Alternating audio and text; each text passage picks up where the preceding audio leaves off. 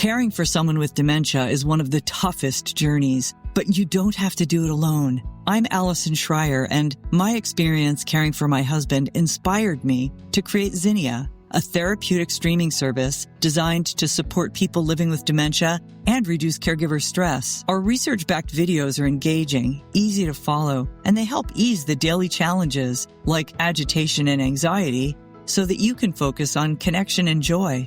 Available by subscription on mobile and TV apps, Zinnia makes every day a little bit easier. Go to zinniatv.com and sign up for a free trial today. Use the code RESOURCE for 15% off an annual Zinnia subscription.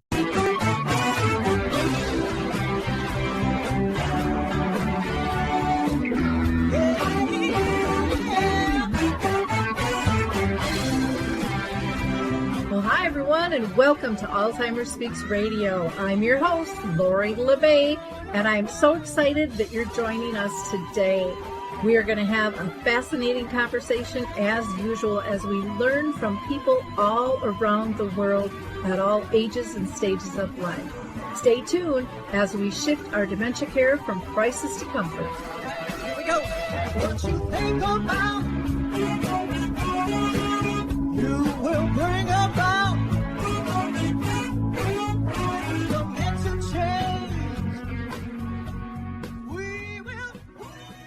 Well, hi, everyone. Welcome to Alzheimer's Speaks. Today, we are going to be talking about how to find a memory cafe or how to start one. And things have changed quite a bit out there. And so I'm excited to introduce you to Beth Soltzberg, who is part of this whole movement.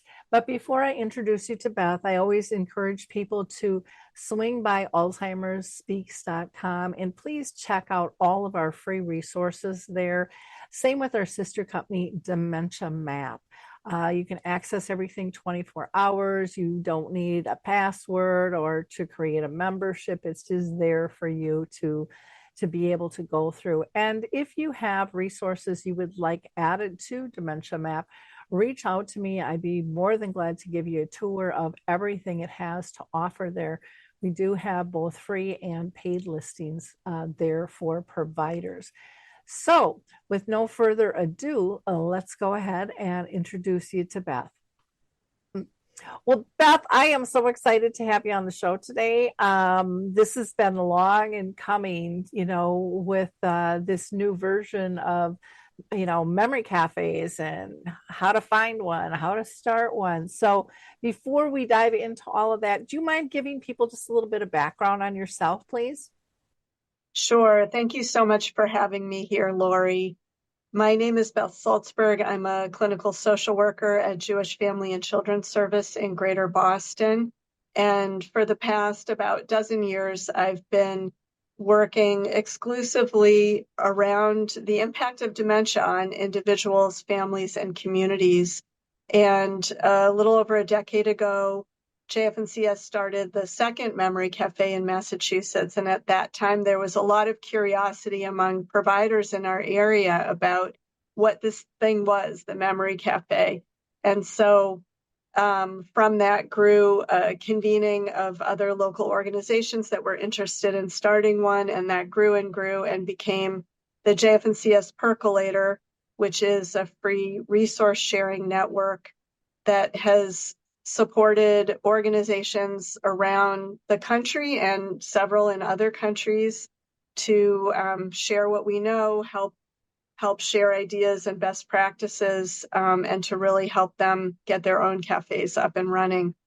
And then the Percolator, in turn, began contributing to a process of developing a new national platform to help memory cafes really get to the next step. And that started about a year and a half ago, and at this point has come together as the Memory Cafe Alliance, hosted by Dementia Friendly America. And I know we'll talk more about that during our time together. And I have to just say, for people who aren't familiar with Beth and her work in the Percolator, that's been amazing how many people you have helped and how it's grown outside your own community and really around the world to help people, just connect and chatter with what's working and what's not working. And, you've really had a huge impact in making it easier for people to start these up and just feel like they're supportive. So thank you. I really appreciate that. Well, thank you, Lori. It's been this, so easy in the sense that I think the people who are involved in memory cafes have certain characteristics. So there's a lot of creativity involved, a lot of hospitality, a lot of generosity of spirit, and that all has come through in this resource sharing network. So it is just such a joy to work with the people who are interested in running memory cafes. And I think any of your listeners who has not been to one and goes to one will have that experience, that it's just a really welcoming kind of environment. Yeah, I've never heard anybody say anything different. It's just how life-changing these are, how life-giving they are. And that's from both sides, from the facilitators. I know I feel like it's life-giving to me. I am constantly learning from the groups, and they're just a joy, and there's such gratitude between everyone as they support people throughout the whole journey. If you're laughing or crying, it doesn't make any difference. They're one, and the compassion and the companionship that develops so quickly in these groups, because people feel so lost and so isolated. And after one or two meetings, they're like, oh my gosh, I found my tribe. I belong. Absolutely. Yeah. And we all owe a debt of gratitude to you, Lori, because you're one of the people who brought the model to the United States from where it started in Holland. So grateful for your leadership in this area. Well, and the McFaddens as well. We were kind of in I won't say a race, because I don't think either of us were racing to do it. It just happened to be a timing thing. And it was funny that they're in Wisconsin and I was in Minnesota, at that time. And you look and just see how far things have come. And just that, you mentioned Memory Cafe, and people actually know what they are. Yeah. We started, it's like, well, what's that? Yeah. And in a lot of parts of the U.S., people still don't know, and that's what the Memory Cafe Alliance is working to address. I love seeing that now primary care doctors and geriatricians will occasionally make referrals to memory cafes here in Massachusetts, where the model has become a little bit more well known. It's so important because human beings, after all, are holistic beings, and our health and our wellness not only include treatment for a medical condition, but also social connection, being able to experience joy and feeling included, all these types of things, physical activity, interaction with others, that right amount of challenge where you get to have that enlivening experience of something new, but you're able to feel successful. So all those types of things contribute to health and wellness. And I think there is a growing understanding that we want to break down that silo between the medical world and the kind of social and creative care world. And hopefully we'll see that progress over time.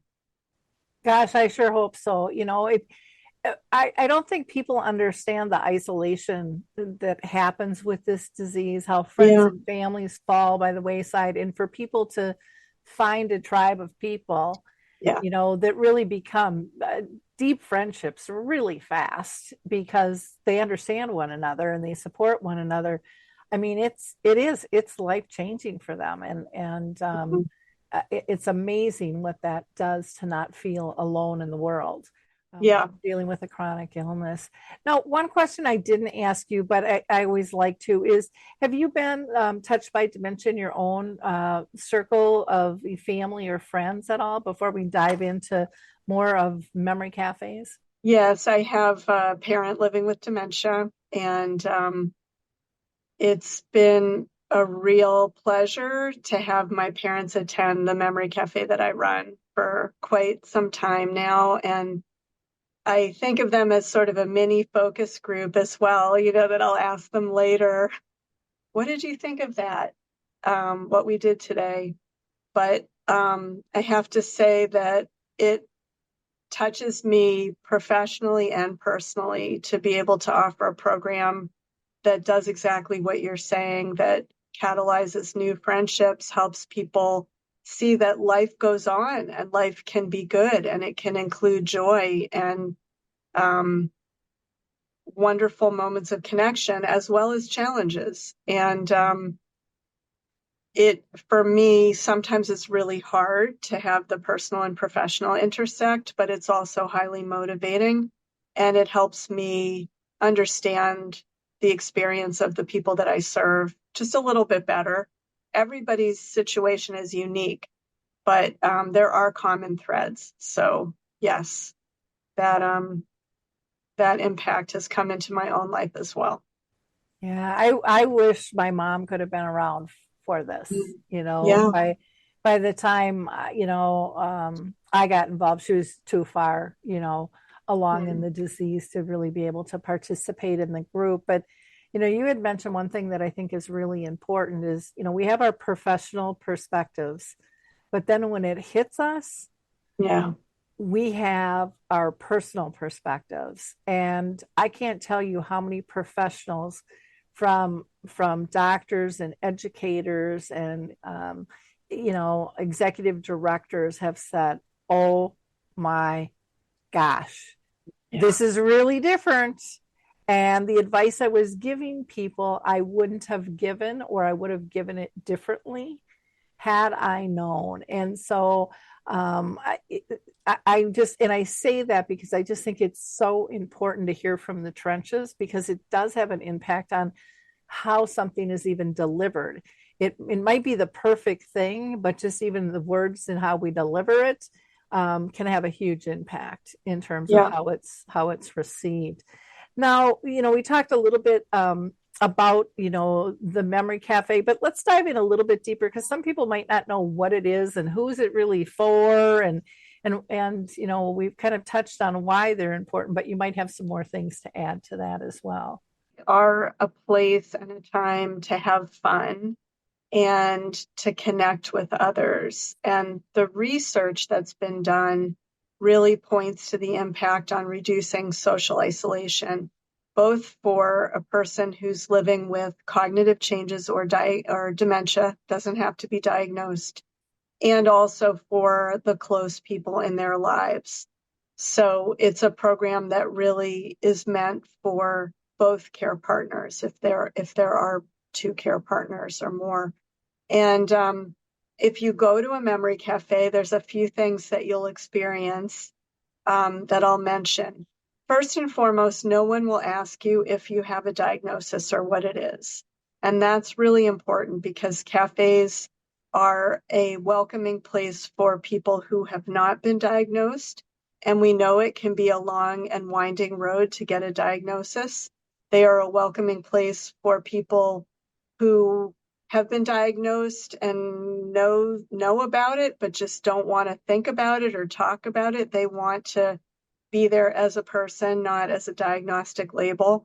And finally, they're a welcoming place for people who have anosognosia, which is a fairly common symptom for people with a little bit more advanced dementia, which makes it so they are not necessarily aware that their thinking has changed. And so it's really nice to have a kind of program where no one is going to have to provide a diagnostic label. They're just there as people. You will experience some social time and probably some kind of facilitated programming. A lot of memory cafes do quite a bit of creative arts type programming, with music being probably the most common type of activity, whether it's singing or dance and movement. It's going to be interactive. It's not going to be a performance that people sit passively and watch, but it's going to be something hands-on that's facilitated in such a way that people can enjoy it and feel successful no matter where they're coming from cognitively. And the last thing I'll say is every memory cafe is unique. So I always like to say they're like the local coffee shop back before all the chains came in, when each one really was so unique. They really are a hyper local kind of program. So they're hosted in all different kinds of spaces, libraries, museums, coffee shops. Caring for someone with dementia is one of the toughest journeys, but you don't have to do it alone. I'm Allison Schreier, and my experience caring for my husband inspired me to create Zinnia, a therapeutic streaming service designed to support people living with dementia and reduce caregiver stress. Zinnia offers research-backed videos intentionally created for people with dementia, engaging, calming, and easy to follow. Whether you need to ease agitation, create moments of joy, or make daily routines smoother, Zinnia is here to help. Family and professional caregivers use our content to turn challenges into opportunities for connection. Accessible by subscription on mobile devices and connected TVs, Zinnia is simple to use whenever you need it. Because when caregiving feels easier, life feels better. Go to zinniatv.com and sign up for a free trial today. Use the code RESOURCE for 15% off an annual Zinnia subscription. Senior centers, etc. The list goes on. We used to have one in a bowling alley here in Boston. Nature centers, there's just all kinds of places and by all kinds of people, and they really have different flavors. So people can attend as many as they want. They're free of charge. They may ask for donations if possible. They may have sometimes fees for specific programming to help offset the expenses, but by and large, they're free to attend. And they're just really a wonderful, good time. Yeah, I would agree. And I would add, there are some that are online. The one that I do happens to be online. We started out with one and then grew to 3, and then we shrunk back down to 1 because we helped other people set things up closer to their homes, because we actually had people driving an hour one way, to get to them. I will say, and this will just to kind of add on to that, they're all different. Our group does mention diagnosis, but we also say dementia brings us together, but it's not our main focus. Mm-hmm. But when someone new comes in, others share kind of their history to make them feel more comfortable. And that's just been how our group has done That's it. great. And our particular group doesn't do activities because our group had said, we just like to talk. They just want to talk with their friends, And so hearing about all of life, which I think is one of the most beautiful things. It's like you said, it's not dementia specific. I mean, you hear, when they go to a tap dance recital or a ball game, or they're celebrating a birthday, or someone's passed away, or they got in a car accident or sick. I mean, you hear about it all, and then dementia kind of just bubbles in when it bubbles in. Because it's not all of who anybody is, it's just a piece of them. And I think that's so important. Why don't you tell us a little bit about the Memory Cafe Alliance and how that came about, and how that's positioned now? Sure. The memory cafes have spread as a grassroots social movement. The very first one started in Holland in 1997, and then they spread here and there around the world. You were one of the first to start one in the US, Lori, in 2008, as I understand it. And, they've kind of cropped up in different regions, usually around a local champion who started a cafe and then spread the word. But it's been very organic in that way. And so on the one hand, you've had a lot of passion for it, but you've also had kind of deserts where there are no cafes available. And I mentioned I've been running the JF&CS Memory Cafe Percolator for going on 11 years. And that has helped to spread memory cafes with toolkits and other resources.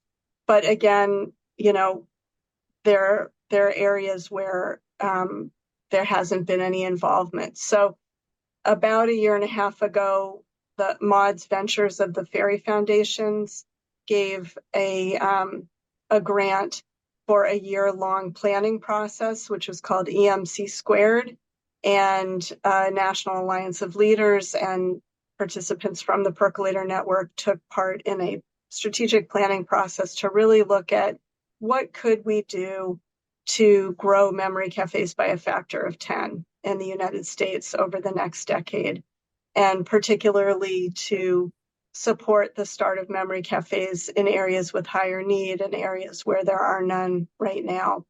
And Anne Basting was the kind of brainchild behind this and secured that initial funding, which was very, very critical. So at the end of this year-long process, the Memory Cafe Alliance was born, which is hosted by Dementia Friendly America and has several resources which are designed to make it easier for people to find their memory cafe or cafes, and also for people to start new cafes.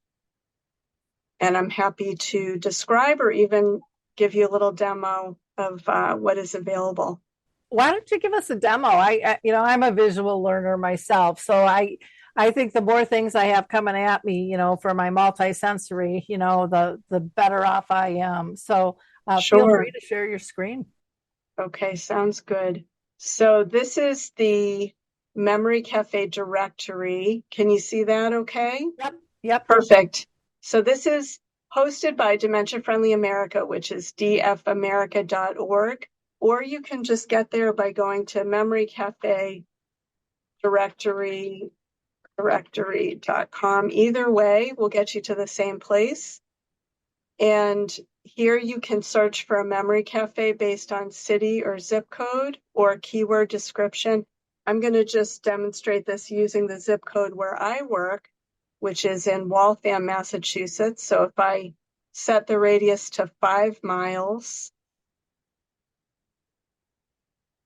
I'm in the lucky position that we have, I believe, 5 memory cafes within 5 miles. So Meaningful Moments, there's the cafe that my coworker and I run, JF&CS Memory Cafe, Lexington Memory Cafe, which, by the way, that's where the shot heard round the world happened, Lexington and Concord, little history moment there, and Newton Musical Memory Cafe. So the neat thing about this directory, you can choose additional filters. So if you want to look for language or format, but then you can just click PDF or print and you get this nice little handy list of the cafes you searched for. And we want to make it easy for providers in particular to be able to hand this to their patient or put it in their electronic medical record and share.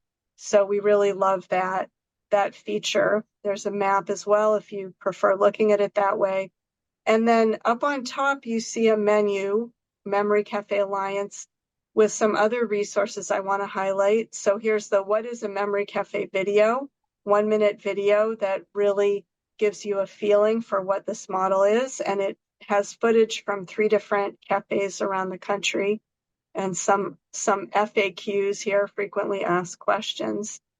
And then also you can create a free profile or I'm blanking on the word. You create a free profile at the web page, and then you have access to an online training. We have a self-paced free online training with 3 modules. One is on how to operate a memory cafe. So how you start and run a cafe, all those kind of operational details. And then there's a module on dementia and caregiving for the memory cafe context. And then finally, how to facilitate welcoming programming. So they are really nicely done with a lot of footage from various cafes. And they really synthesize the experience of hundreds of memory cafes that help to contribute their wisdom to it. If you go through the entire training, it's about 2 hours in total, but you can also look at any part. And so we hope that this will make it a lot easier for people to start a memory cafe. And we also imagine that some sections of it could be really useful for Memory Cafe volunteers and also for teaching artists or other guest facilitators who might want some pointers on how to facilitate programming at a Memory Cafe. So all of that can be found at memorycafedirectory.com. So I have a question for you, because I get a lot of calls just like you do in terms of people wanting to start a memory cafe, and my philosophy has always been that anybody can really run a memory cafe. Where it's been very interesting to me because it's been a grassroots thing. I mean, that's just kind of how it started and how it's grown. But so many people believed that they had to be a social worker, they had to be a geriatrician, or they had to be a nurse. What is the belief of the Alliance regarding that?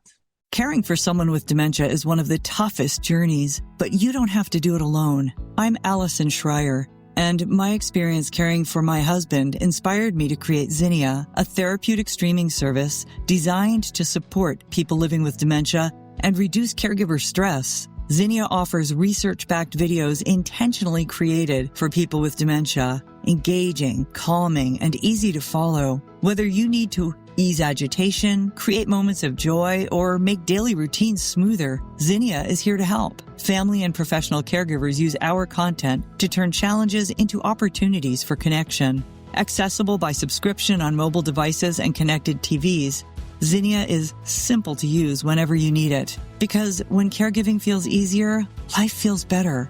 Go to zinniatv.com and sign up for a free trial today. Use the code RESOURCE for 15% off an annual Zinnia subscription.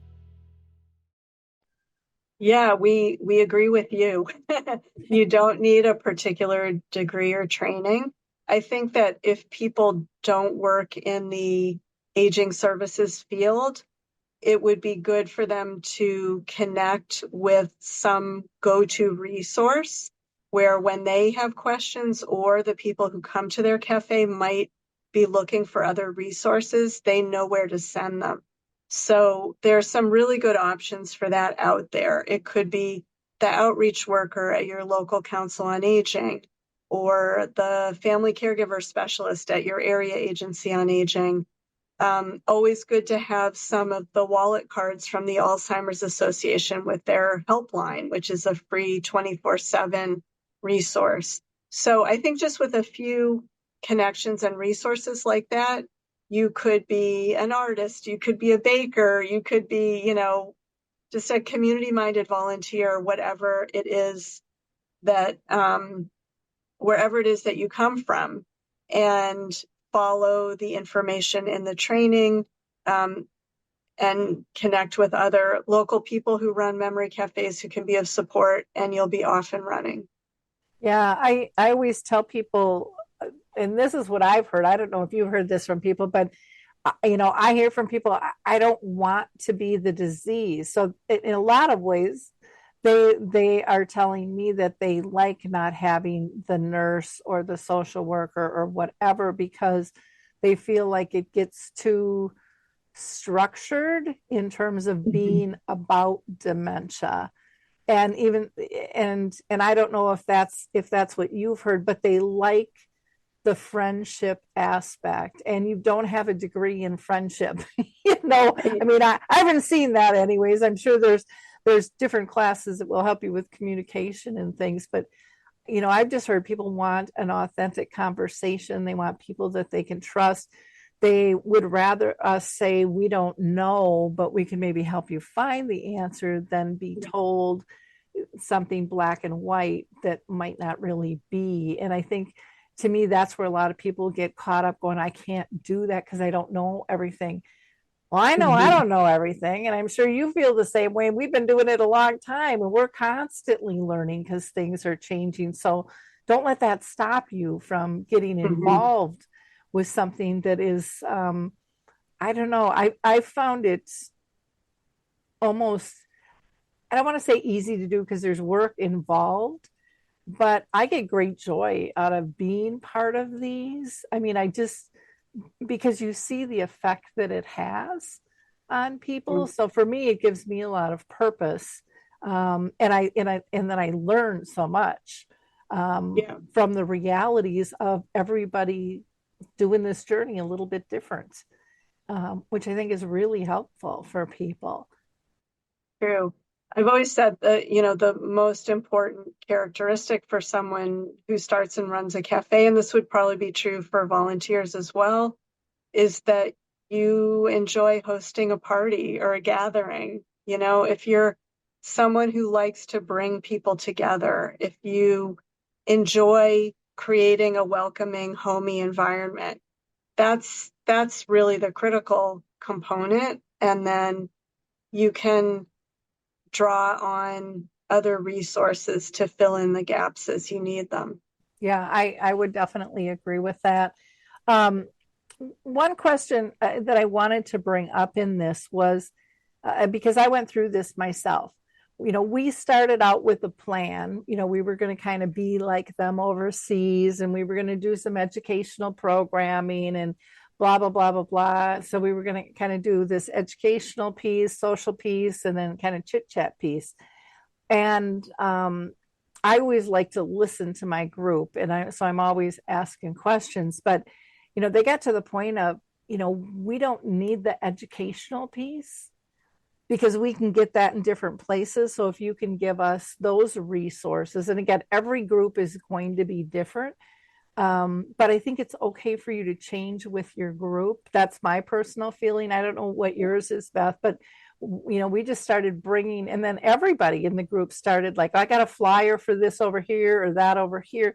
Because like they say, you know, we need other things to do. I loved it when you said you can go to more than one memory cafe. That used to be a big, oh no, you can't go to more than one support group, or I'm not going to refer my people to you because then I might lose them. And it's like, nobody's owned here.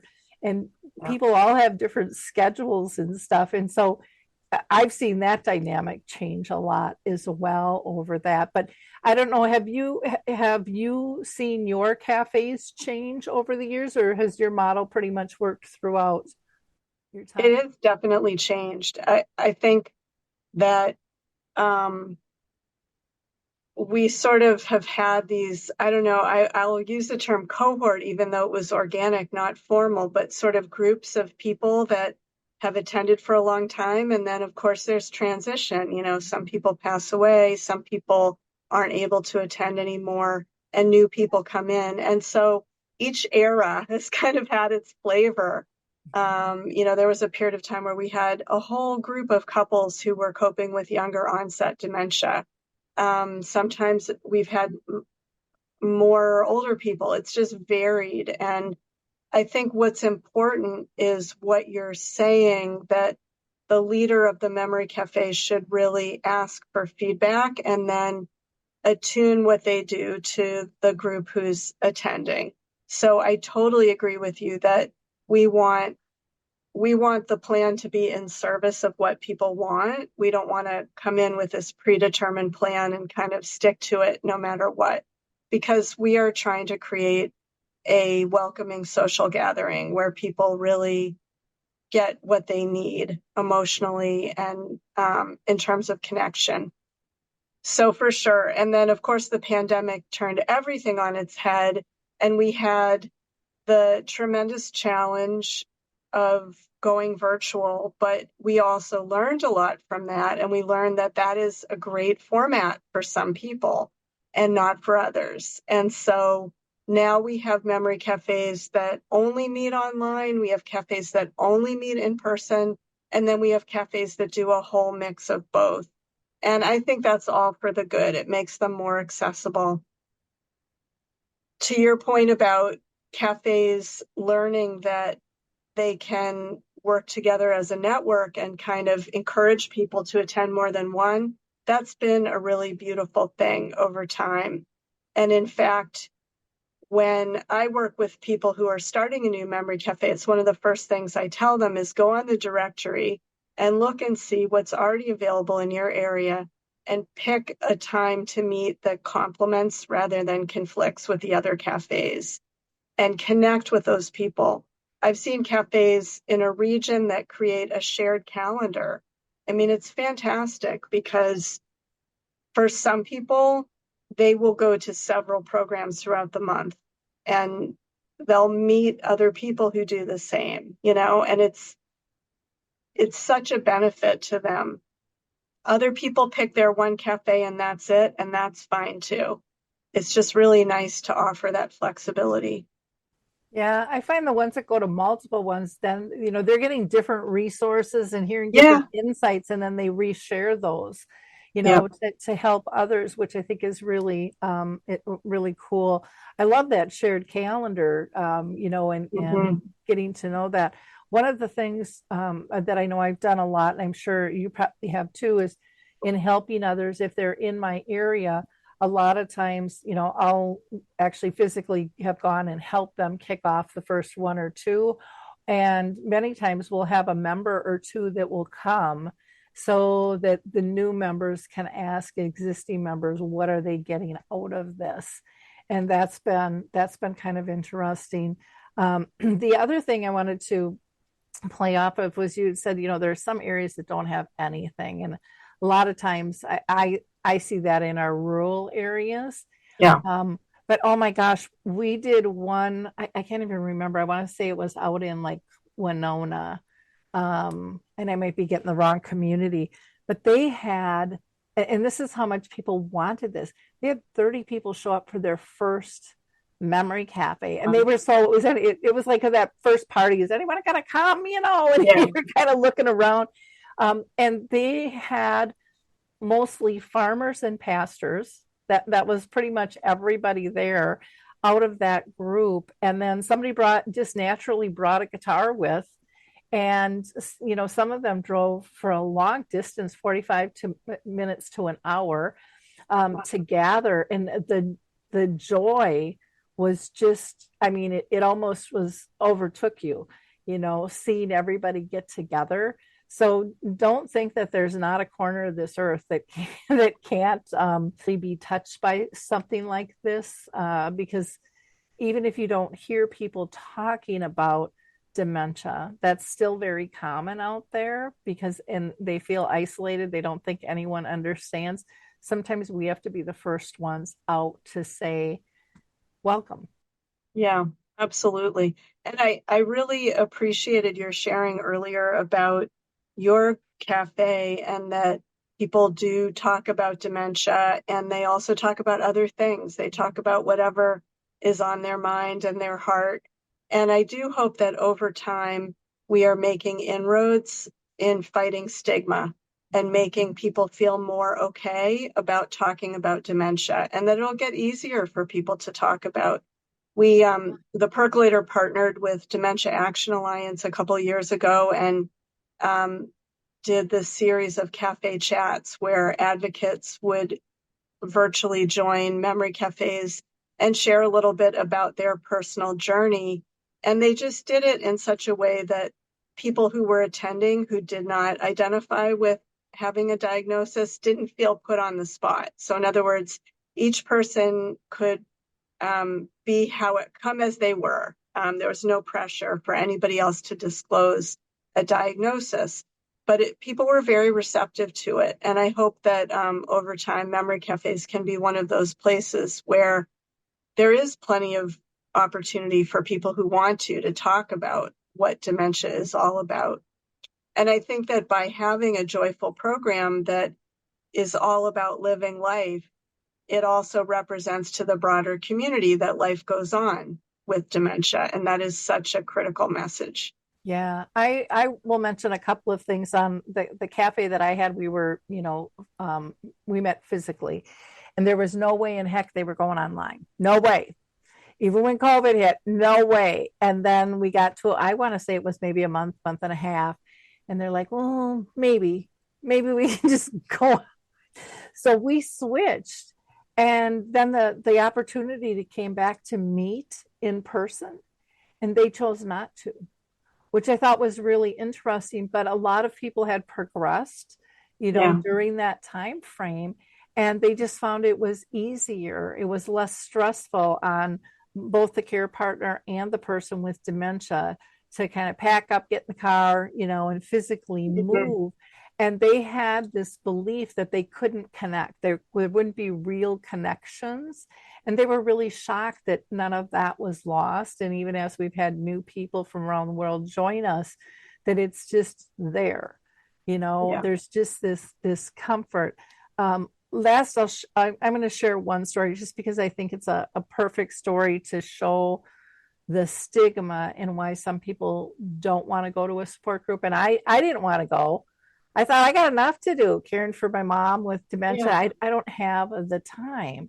And so I did a lot of pushback on that. And I ended up going to a support group by accident. It was like, well, this is kind of amazing. And it wasn't a memory cafe, but I still had that stigma of this is just another thing that I have to do. Yeah. And I didn't want another thing to do. Yeah. And the second was a family who had called, and they've given me permission to share this. And their dad had dementia. They could not speak the term dementia or Alzheimer's in the house. Yeah. And the mom really wanted the support to go to a group. And she had been working on him to go. And finally he said, okay, I'll go. Just this once. And the family, called me up and said, they're coming. I don't know what's going to happen. Dad really does not want to be there, but he's doing this for mom. And they left both with smiles on their faces saying they were coming back. But the daughter called me the next day in tears saying the Memory Cafe changed their whole family's lives. Wow. Because when he got there were other people like him that were still able to have conversations. The guys were joking back and forth. And it was almost like coming to a card club, and having that deep friendship. And she said he was so excited about this. She took him out to lunch the next day with a friend from high school she hadn't seen in years. And he couldn't stop talking about the Memory Cafe.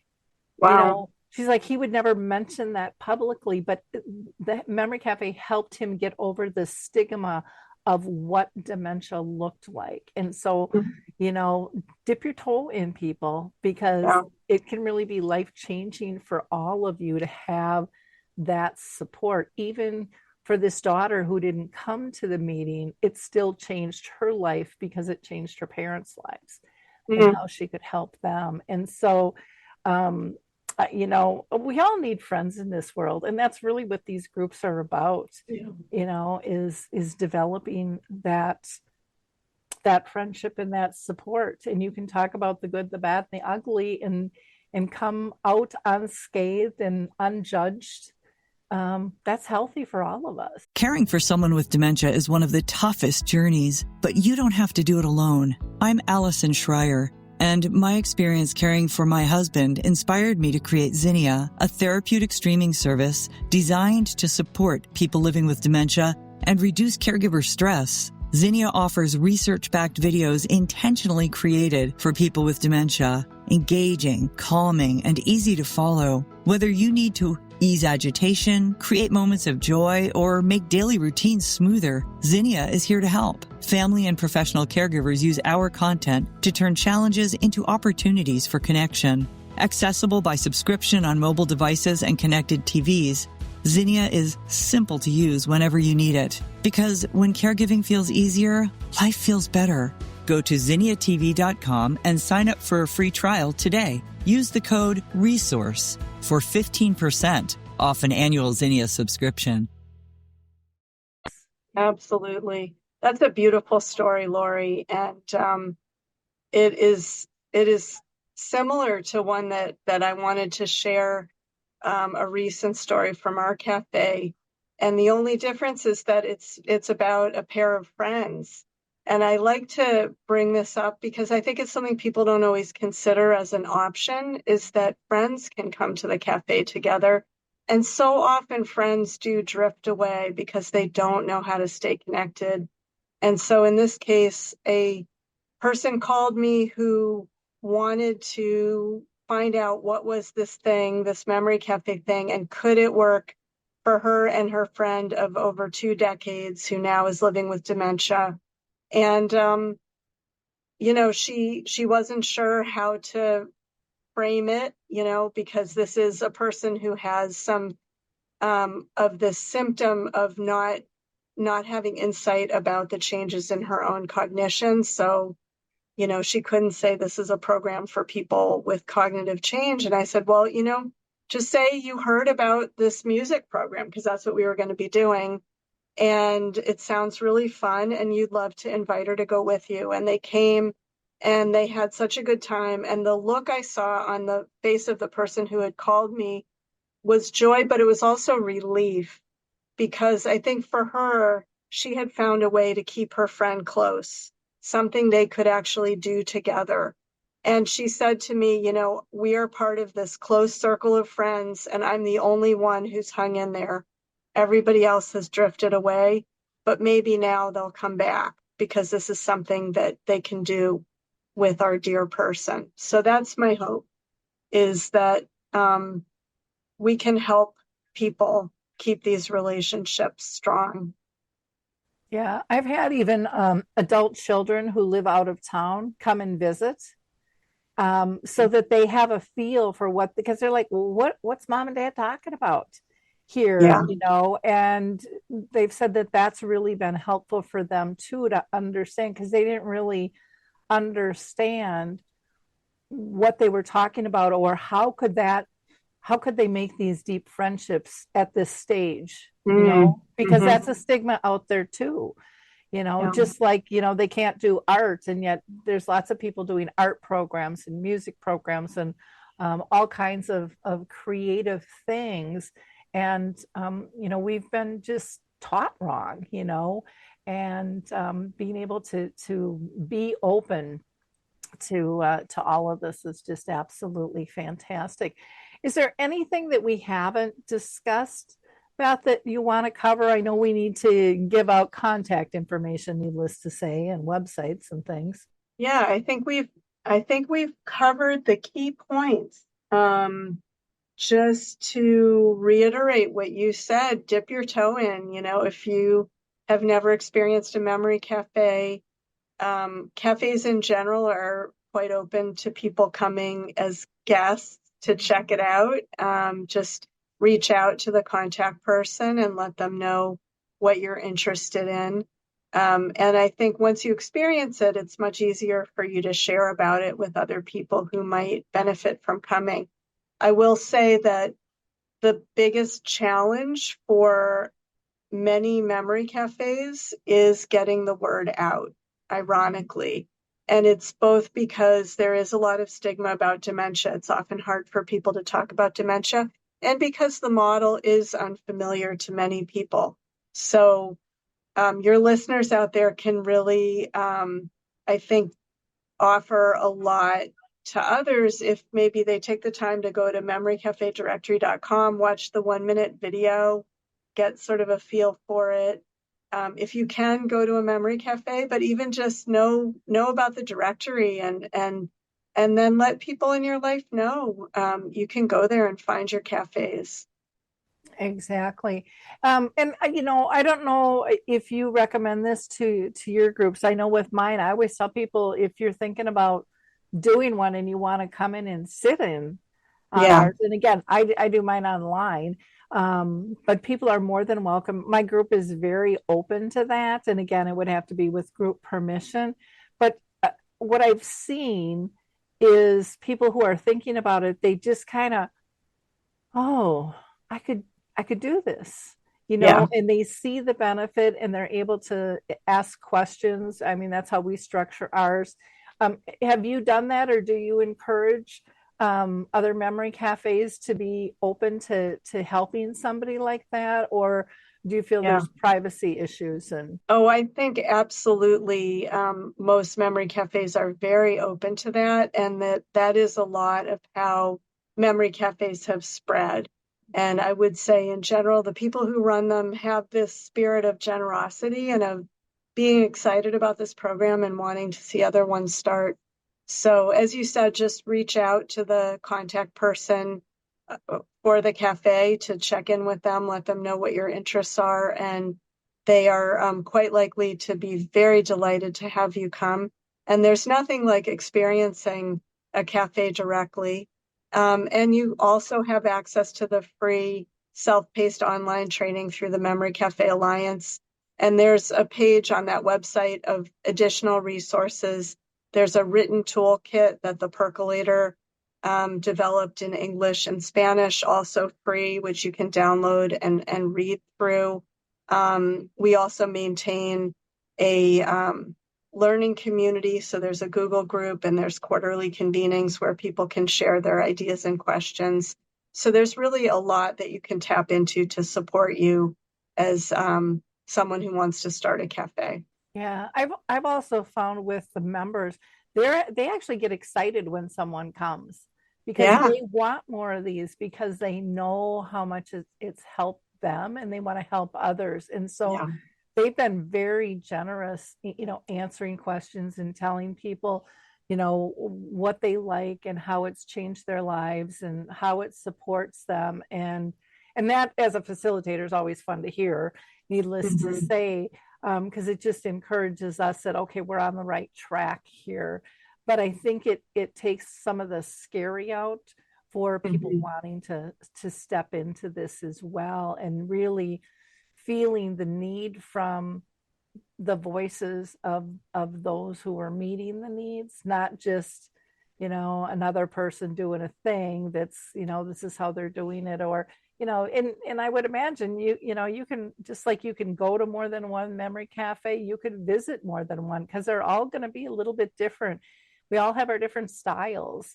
And that's the whole point, is to be different, and to meet the need in your community, and what your peeps want. So I'm just so excited for this. Now, people can go to the website. They can still go to memorycafedirectory.com. That will get them to the Memory Cafe Alliance. They can find a memory cafe. They can learn how to start one through all those tools. And again, I would sign up for the Percolator group as well with that, because that is really cool how you've done that Google group and people can, put a question out there and then boom, they're just getting the answers from the group right away, from, in the trenches. They're on LinkedIn, Facebook, and Instagram. We'll have all of that in the show notes and stuff for you. So check them out, if you're looking to find one or if you're looking to start one, or maybe both. You never know. Absolutely. Well, thank you so much, Beth. I'll ask one more time if there's anything else that you came to mind that you want to state. I think we covered it, Lori. Thank you so much. I really greatly appreciate you having me on your show and taking this time to share about memory cafes and just all that you do to help bring people information and connection. It's really so vital, and just really appreciate your leadership. Well, we're all part of a tribe, and we can all learn from one another, no matter what level you are or what your background is. I think if you come with an open mind and an open heart, you're going to get filled, and you're going to learn, and you're going to feel purposeful, no matter what side of the coin you're on. If you're a facilitator, if you're participating, it will enrich your life. So, again, thanks, Beth, for taking time with us today. And as always, I want to ask our audience to be a giver of hope. Join us on sharing the journey, sharing the resources, and sharing the hope. Life can still be good on the dementia journey. And you never know who in your own sphere is in need of this information. Because again, remember, like Beth and I said, not everybody's talking about this stuff. People are still kind of zip-lipped out there because they don't know where to go. Some people are still embarrassed because of the stigma. And, we have to break that, those stigmas. And I don't think there's any better way than word of mouth and getting a referral from a friend or a colleague on what might be able to help. So join us in being a giver of hope and helping spread that word. I want to give just a brief shout out to my webmasters. I just think so highly of them. They're called Q for Good. and they have helped me stay sane. Some might question that. But they just do a fabulous job. And I know working with webmasters sometimes can be a frustrating thing. I know it has been for me for years, and these guys are absolutely fabulous. They communicate well, they follow up, they project cost and hour usage and the whole 9 yards, and just are super, super easy to deal with and so kind and generous and dumb things down so it's at my level, because I don't necessarily want to know how the black hole works. So if you are looking for a webmaster, I would highly encourage you to reach out to Q for Good and mention my name or Alzheimer's Speaks, and they'll even give you a 10% discount. Thanks, everybody. Until next time. Bye now. Caring for someone with dementia is one of the toughest journeys, but you don't have to do it alone. I'm Allison Schreier, and my experience caring for my husband inspired me to create Zinnia, a therapeutic streaming service designed to support people living with dementia and reduce caregiver stress. Zinnia offers research-backed videos intentionally created for people with dementia, engaging, calming, and easy to follow. Whether you need to ease agitation, create moments of joy, or make daily routines smoother, Zinnia is here to help. Family and professional caregivers use our content to turn challenges into opportunities for connection. Accessible by subscription on mobile devices and connected TVs, Zinnia is simple to use whenever you need it. Because when caregiving feels easier, life feels better. Go to zinniatv.com and sign up for a free trial today. Use the code RESOURCE for 15% off an annual Zinnia subscription.